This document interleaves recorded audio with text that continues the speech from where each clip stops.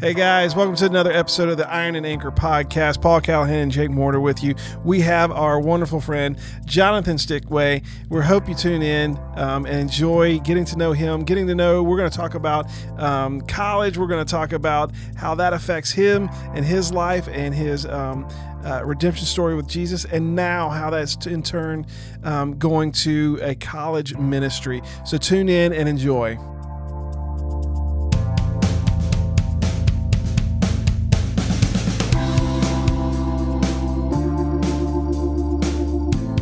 Hey, Johnathan, how you doing? I'm great. Good. All right. Glad to be here. So we were just talking about your El Rancho Grande and your chicken quesadilla. Are you full? You're satisfied?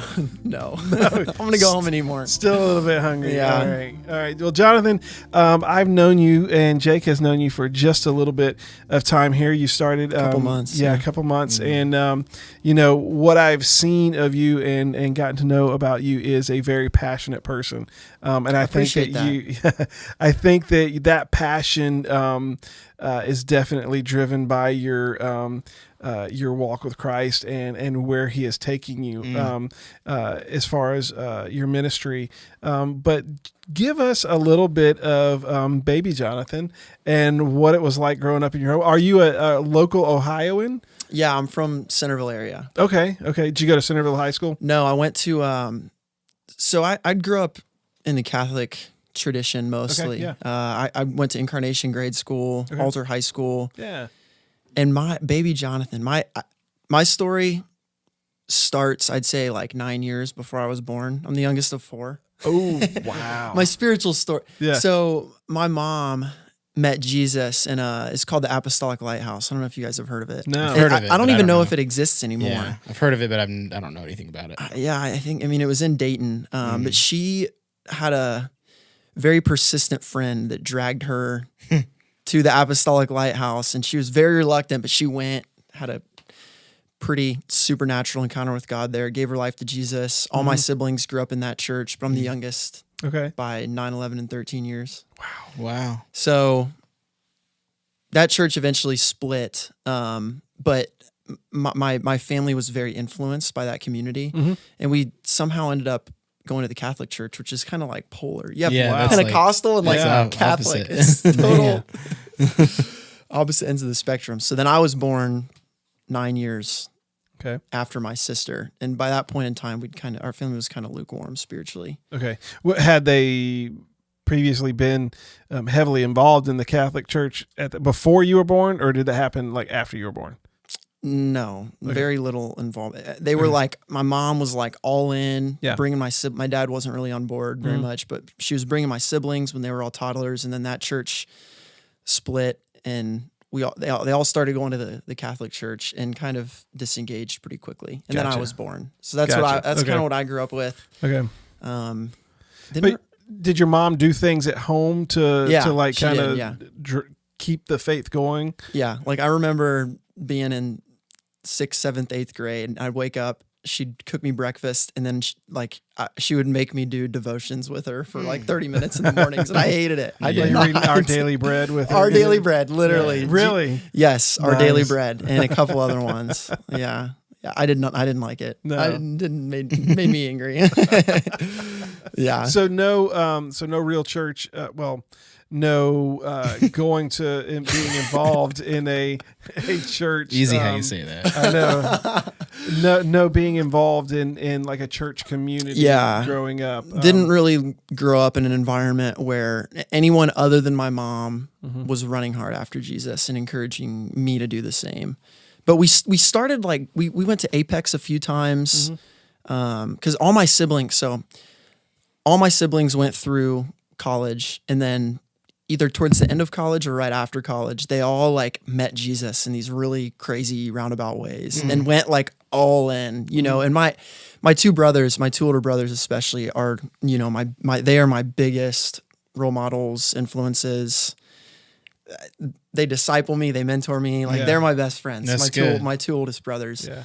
And how old are they? 33 and 35. Okay. I think. Wait, no, 34 and 36. Yeah. My sister is 32. Okay. So they all like got into their quite a bit older. way older. Yeah. They all have tons of kids popping out babies left and right. Yeah. Yeah. Little old Johnathan's just about to get married. I know. I got some catch-up work to do. Right. Now, when you're getting married relatively soon, aren't you? May 17th. May 17th. Dang. Yeah. Are you excited? Yeah. She's awesome. We'll be My praying for fiance's you. Awesome. Yeah. Peace be with you. It's always interesting to hear what people say when I tell them I'm getting married soon. Yeah. The So responses It's I'm great. 9 years in, and you are 2 years About in? to start the third year. About to start the third year. Yeah. Oh, wait. Yeah. Your anniversary's coming up, isn't it? May. May, yeah. Nice. what? What day? The 6th. The 6th. Okay, That's cool. right. Oh, yeah. Because Lisa and I will be. Yeah. That's right. Never mind. Okay. Yeah. Sorry. Side note. You're growing up, so they're out of the house even, while you're still growing up in the house. You said that they had some, quote unquote conversions and Yes. they're going all in. All in. Did that influence you as It put a middle seed school? in my brain. Okay. I was like curious because, they were always the cool kids at Alter High School that were partiers and the athletes, like the Stichweh name was like Popular for sure. the popular name. And I saw the way that they lived and, girls liked them and they were popular. And then all of a sudden Jesus comes into the picture and their world gets turned upside down, but they gain joy and purpose. And so that intrigued me. But by that point in time, I was in high school and I just started running after pleasure basically. Yeah. And got fixated on girls and popularity and getting like most high schoolers. I mean, I'm just as guilty. and started drinking a lot towards the end of high school, and I was the fake ID guy.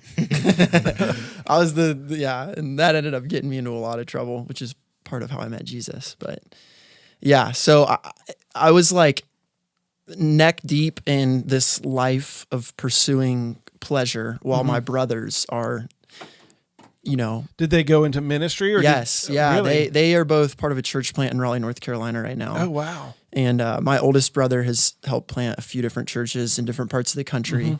Are they pastors or lay leaders of On the church? staff. Yeah, they're Sounds like- bivocational. Yeah. Okay. Yeah. Gotcha. So I was very conflicted because they would talk to me. I mean, my middle brother, I remember him looking back now, he was just being strategic and sneaky, but he'd come home and invite me out to a movie and we'd go watch a movie. And on the way home, he'd He'd have a talk with you. He'd have a talk with me. Let me tell you about this Jesus guy.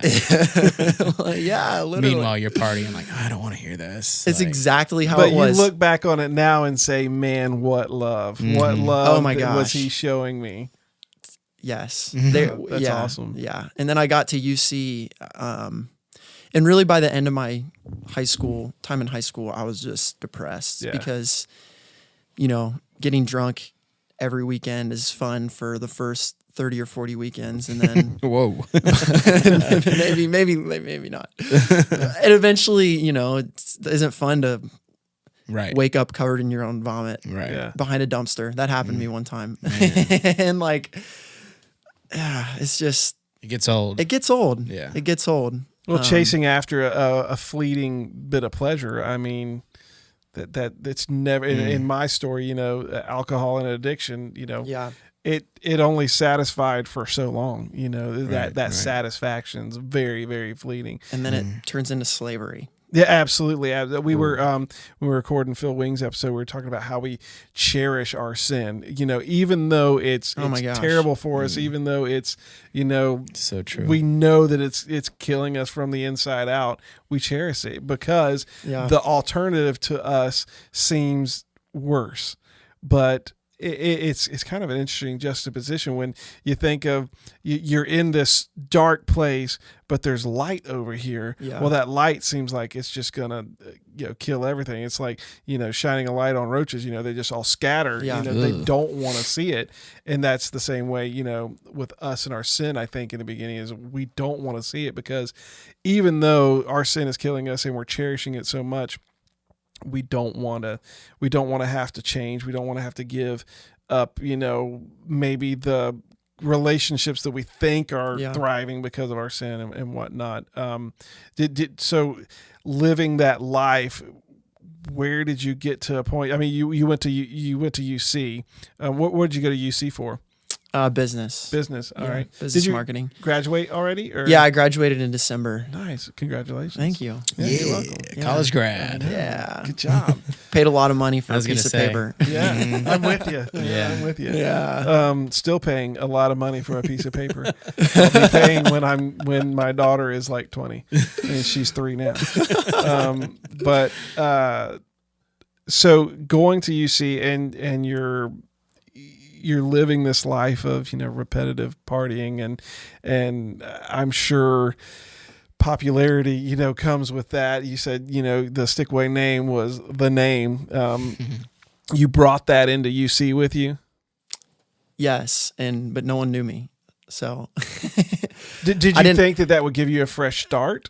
No, I didn't want high school to end because I loved being known and being popular, and I went to UC and no one knew me, and no one cared. No one cared. Yeah. So, and I was just I had just gotten out of this relationship. I was just depressed, going into college, and it's as you pursue fleeting pleasure, whether it's like a substance or a relationship, it becomes less and less satisfying.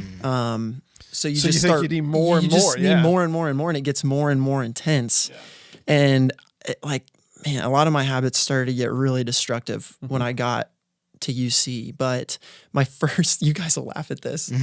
My first night, my parents dropped me off, and within 5 hours, they got a call from the police.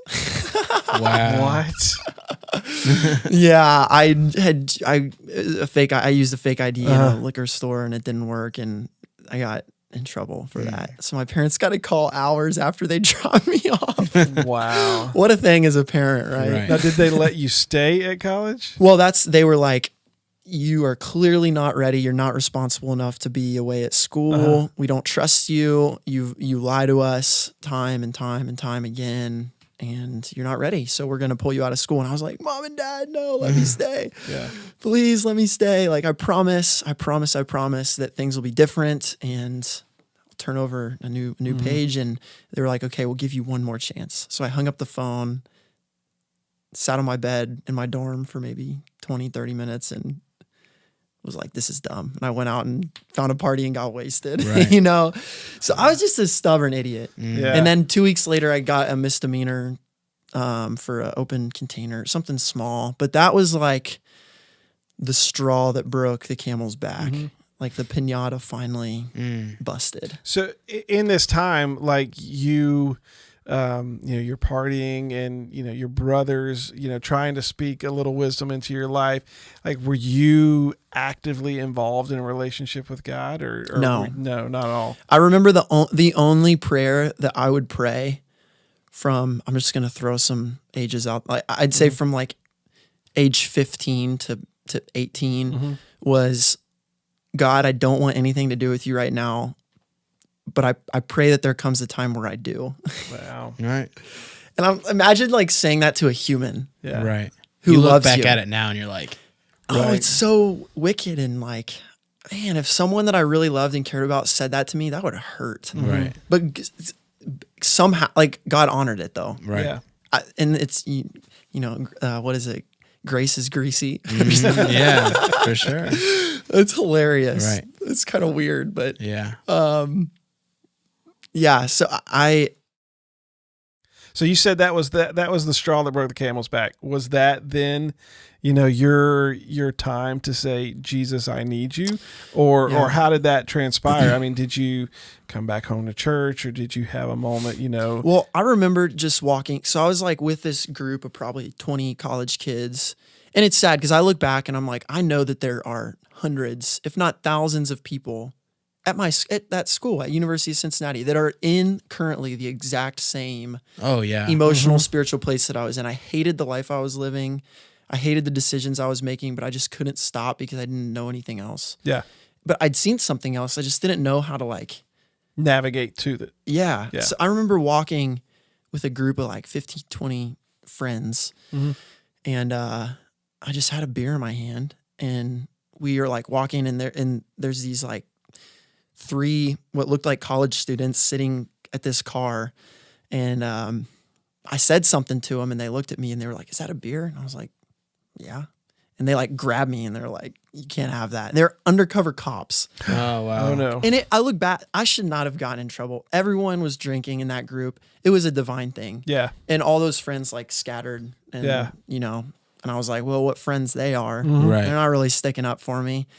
And then I woke up the next morning, and like I just started crying. And I didn't know why. I just started crying, and I was like, what's happening to me?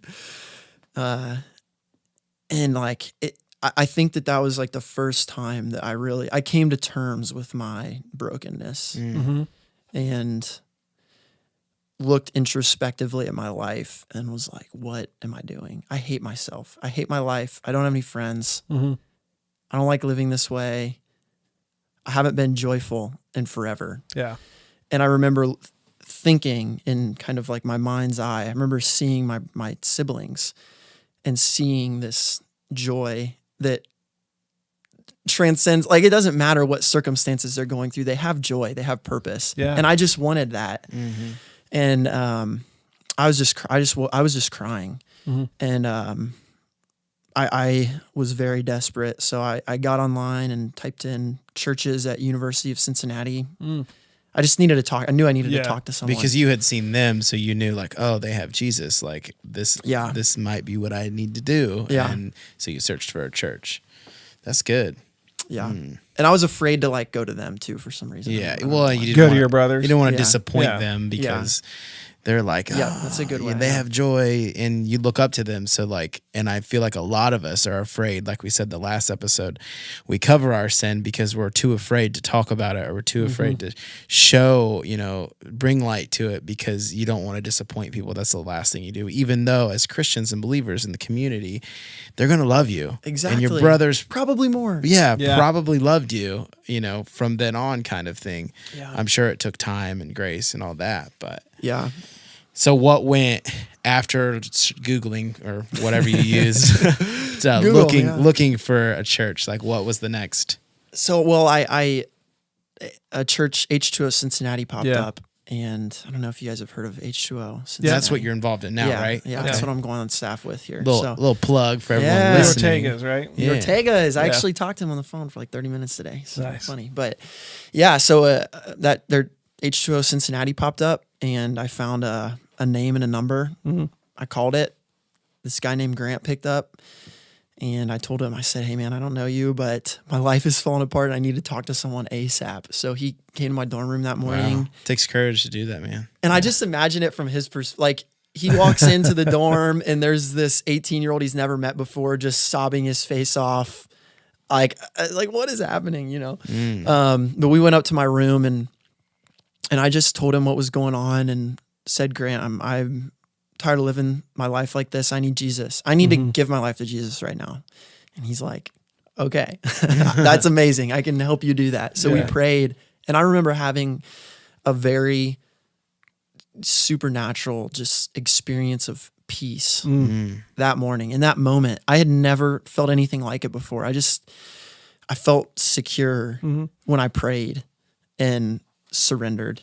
I mean, you were saying that you should have never been arrested, for that. And, stupid little You were thing. one person out of many, but divine. It was God getting you to that point of surrender. Yeah.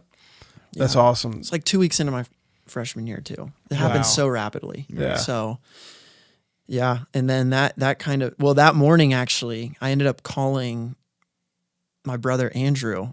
And I was like, and the one who'd come home and take me out to the movies. And I was like, Andy, I gave my life to Jesus. And he sat, I hope it doesn't make me emotional. He literally was silent for probably like 5 or 10 seconds. And he was like, this is the best day of my life. Wow. That's awesome. And awesome. it wrecked me, because I was like, wow, what? He's proud. Love, Yeah, he was proud. And he'd probably been praying prayers over you. They all had. my mom, my siblings. Yeah. And then my dad actually ended up giving his life to Jesus shortly after I did. at Apex. Awesome. Wow. So they plugged into Apex Yeah. after I got saved, and my dad was the last one. The last one to get checked off the list. Come on. So knowing you and what I know about like where you are at in life right now, that I can see how God orchestrated that for you to give you the heart you now have for the college ministry. Because so that happened freshman year of college. Between then and now, because now you just said that you're a college graduate, where did you take that? Where did God take that for you? In the next couple of years to foster that. What was your discipleship? As a part of that. How much time do we have? Nope. We're good. Oh gosh, I don't even know. You can do a short version, but don't. It was like 0 to 100 really fast. And did you plug into H2O? Grant started discipling me. I don't know why this is on my mind. I remember like a week or 2 weeks after I got saved, it was a Friday night, and I dove into scripture. That was like the thing that I grabbed onto. I was like, I just need to know this. That's good. I got hungry for like God's word and just was consuming myself with it. And I remember it was like a Friday night very shortly after I got saved, and I wasn't going to go out and party, but I didn't have a lot of friends yet in my church. So I was like, well, I guess I'll just read my Bible. And I remember hearing all these people that I'd hung out with the first few weeks of school, just 1 or 2 rooms over, going crazy and pre-gaming, just getting drunk before going to a party. And they all, like 15 people, come into my room and they're like, John, come with us. Like, come. And I was like, no, guys, I'm not doing that. The enemy. And they were like, come on. Like, we're going to this party. We want you to come. Come on. And they were literally, I was in my bed reading my Bible. They literally were like pulling me out of my bed, trying to get me to go to this party. And it was just that tension, but I drove a stake in the ground. I was like, I am not living that way. Yeah. And so it was 0 to 100 really quick. I didn't have 1 foot in, 1 foot out. It was like head first, dive into the deep end. And started getting discipled by Grant, started reading scripture a lot, started evangelizing on campus, just sharing my faith, sharing my testimony, praying for people. Really fell in love with that quickly. And that became a huge part of my life quickly and is now like what I'm going to be doing. That's my title is outreach director. So I love evangelism. So you are now you're in a position now where you're actually what do they call it? Is it fundraising? Yeah, support raising. To be a full-time missionary or on UC's campus. Yeah, I mean what a story. I mean God gave you just enough of a life living that life of partying and brokenness to see, to feel, to know what those other people are experiencing, and then to say, okay, come to me, and now I'm going to go, send you out amongst them, to preach the gospel and to reach them. I mean, that's such a cool thing. I often wonder with my story of and there's been instances since I've been saved of knowing people that went through the same things. And I will say it over and over again on this podcast that the more we tell our stories and the more we get to know the people around us, the more the gospel will just become alive. Amen. So in the midst of this, getting your feet wet in ministry and doing that, when did you decide this is what I'm going to do? Because now you're a college graduate with a business degree. That's not a degree in seminary. When did you decide, or when did God tell you? Hey, this is what I want you to do. Yeah, So the thing that kind of pops in my mind more than anything else, I went to India a couple summers ago. Oh yeah, for a summer. Did like mission stuff for a summer in India. There's a lot of just sharing the gospel with Muslims in Kashmir, northern India, and there is when I really like got this hunger for the nations, you know, and like unreached people and occupying places where the gospel definitely is not. And that's when I really first kind of settled into the idea of like, this is what I'm going to be doing. Maybe here, you know, in India, I would love to go overseas eventually, long term, but just like as a career, I want to share my faith with people. That's what I want to do. Yeah. So that was. Well, you just said something that's like an interesting, you know, comparison. It's like you go to India and you're you know, preaching the gospel to Muslims, and the gospel is not there. Yeah. But then now you are, you know, on a college campus, and the same can be said. The gospel is not there. Yeah. And you know, in our neighborhoods, in our, you know, our workplaces, there's parts of those where the gospel is not there. Yeah. And I mean, that call has not been for me to be a full-time, you know, ministry, but, again, you know, telling our stories and, Absolutely. you know, getting to know those. I have found that, you know, just talking with somebody, you don't even have to lead with, hey, you know, Jesus, you know, just getting to, you know, talk with somebody will open doors that, you know, allow you to just start living a life in front of them that's showing the gospel. Yeah, because it's like, you know, we are body, mind, and spirit, and most people just rarely tap into the spirit side of things. So when they come in contact with people who do and are alive, awesome stuff happens. Yeah, absolutely. My cousin just gave his life to Jesus like 3 or 4 weeks ago. The one you brought to church on? Yeah. Oh, that's awesome. Oh, yeah. He wants to get baptized soon. So. Well, but Sunday, Easter Sunday here, we're having baptism. I know. I'm going to need to talk to him about that more. But like the biggest factor in his life and his conversion, or whatever you want to call it, like was seeing my life and my siblings' lives. Yeah, and your brothers. Yeah. Yeah. So, there were a lot of conversations, intentional sharing of the gospel and that sort of thing. And I've prayed for him and my entire family a lot. But when it all came down to it, the biggest factor was like, I just saw something different about your life. And so and it's like, we're all in ministry. It just might be ministry in an office somewhere. Yeah. Selling insurance. I don't sell insurance. So you've decided to do this ministry thing. Now, do you know your future wife at this point? Wait, what? Do I know? Yeah, your future wife. Like, have you started that relationship? Because did you meet her? Yeah. Like, I was like, wait. Sorry, I may have said that really. No, it's awkwardly. okay. I thought you said, "Do you know your future wife?" Yeah. Do you know her? Like, have you met her yet? I hope so. Back then. Back then in that part, you know, in India when you're having this. No, I met her actually right after I got back from India. Okay. She was a freshman when I was a junior. Yeah. At UC.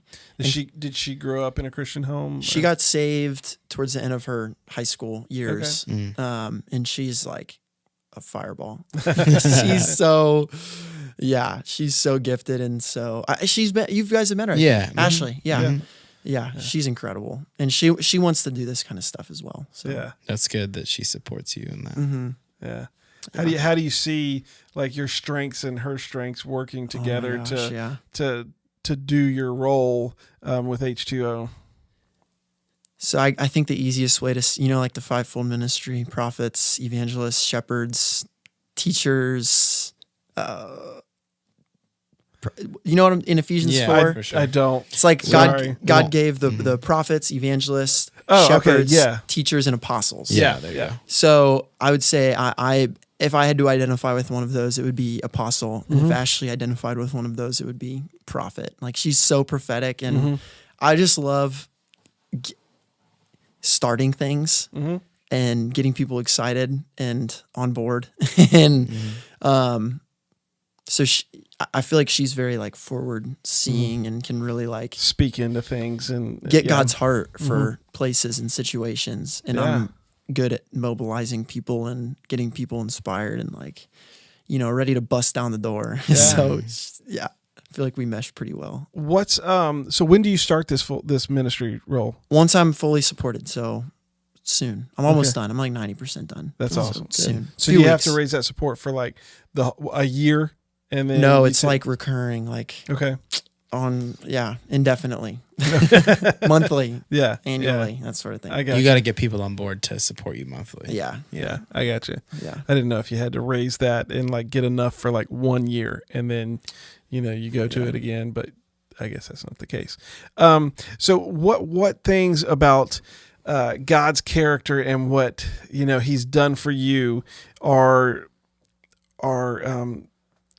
you feel like God's really speaking into like this next step for your life? You're about to get married, about to start full-time ministry. What do you think one of the biggest things that He's done for you so far and revealed about His character are you really leaning on right now?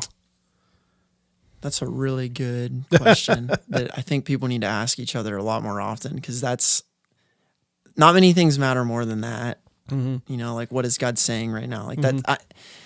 I mean, so important. We often look back at our stories or, what God wrote up until we became Christians, but our stories, keep getting written, and He's still doing it. So what we're doing right now is still just as important for sure. And takes, for me, takes just as much reliance on God as, it did to walk down an aisle and confess Him as Savior.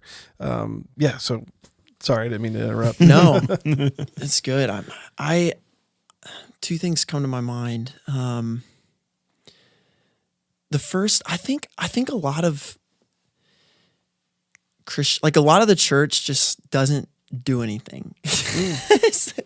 Consumer attitude at church. You go to, check a box and get your, worship songs and to get your message, and then you go home.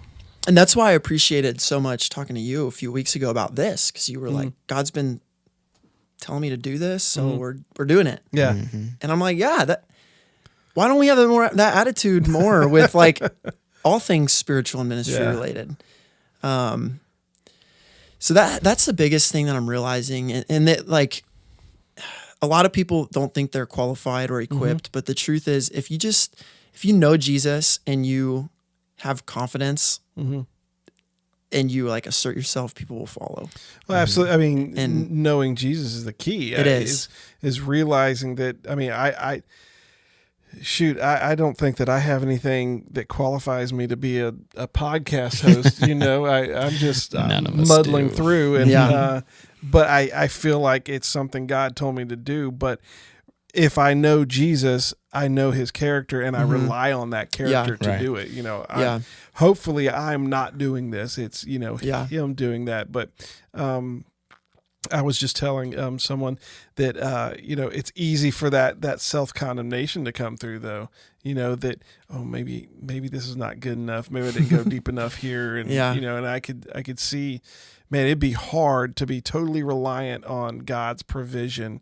I'm reliant on God's provision, every day to pay my bills and, and I have my job and everything like that. But, man, to be in a position where, 100% of your provision is, up to, the faithfulness of your ministry and God, working and moving.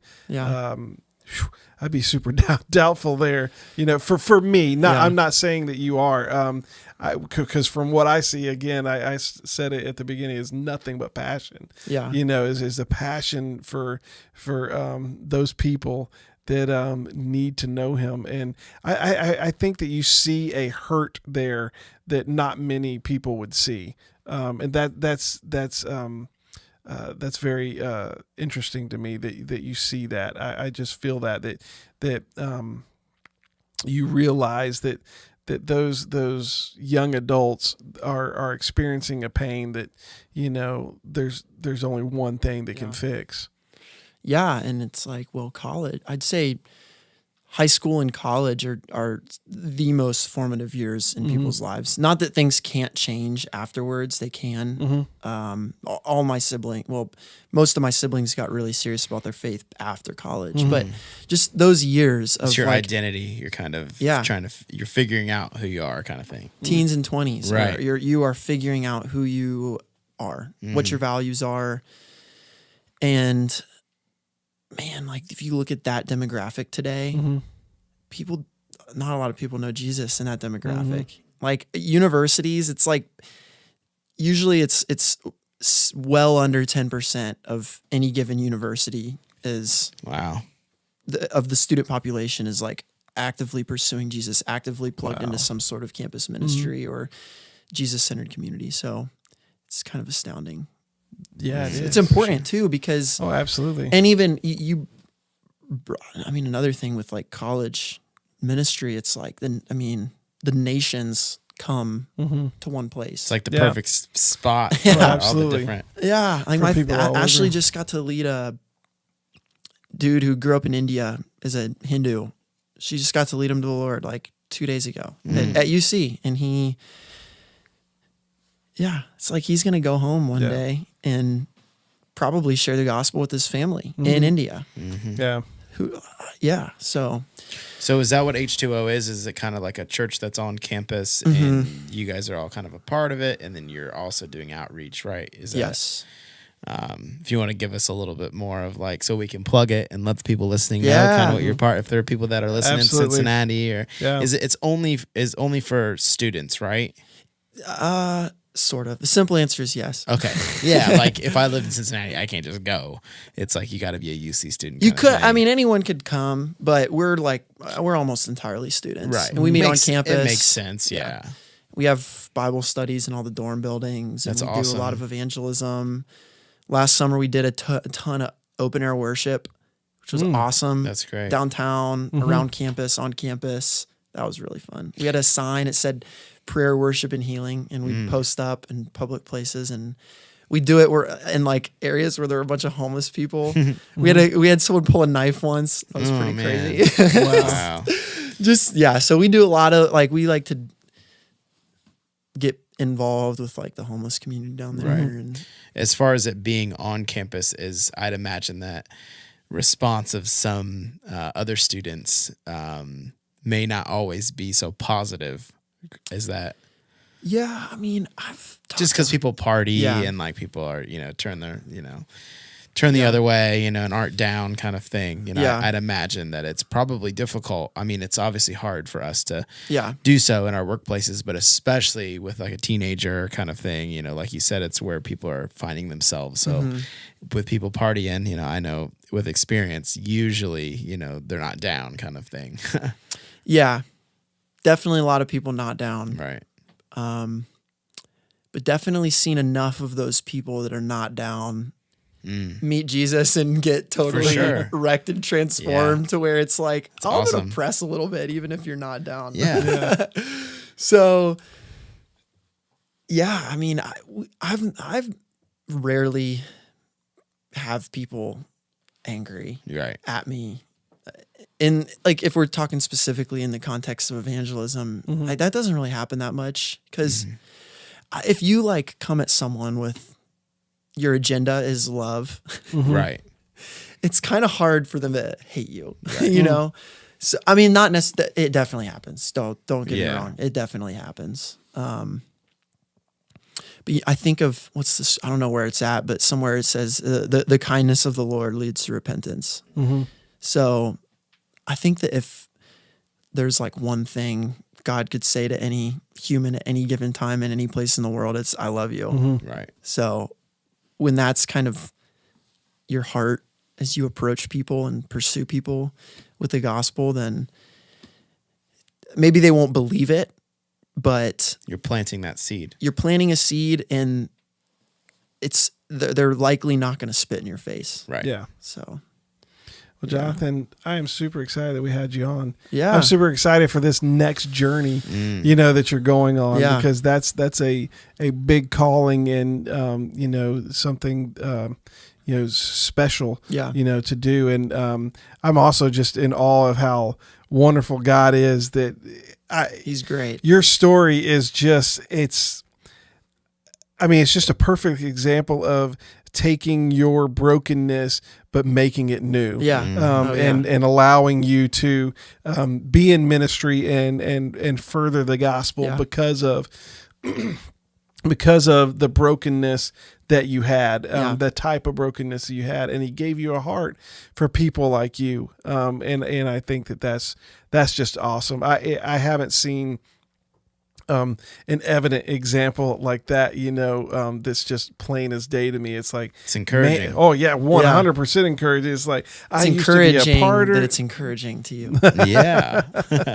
It's just a perfect, it's just so good that and encouraging that he can take our brokenness, our mess, and use it for good. We're a new creation, but God can still use those experiences and trials to further that and to build the character, that he created in you. To further that. Is there anything else about H2O that you'd like people to know? I don't, not really. I mean, we're a body of believers that love Jesus and love our campus. And how would they go about, say we do have, Lord willing, we have Cincinnati listeners. How would they go about getting involved if they do go to UC? Is there a website, Facebook, Instagram? www.h2ocincinnati.com. Awesome. Okay. Yeah. Or hit me up. All right. Johnathan Stichweh, we appreciate it. I appreciate you guys. Thank you guys for listening today. Check us out on ironandanchor.com, your favorite podcast app. Subscribe, give us a review, all those good things. 5 stars, because we want to know, we want to share the stories that God has written in our lives and other people's lives, to let you know that he's writing something in yours, and you can write something else in somebody else's that show the glory and the gospel of Jesus Christ. Amen. All right, guys, you have a good Friday. Thanks.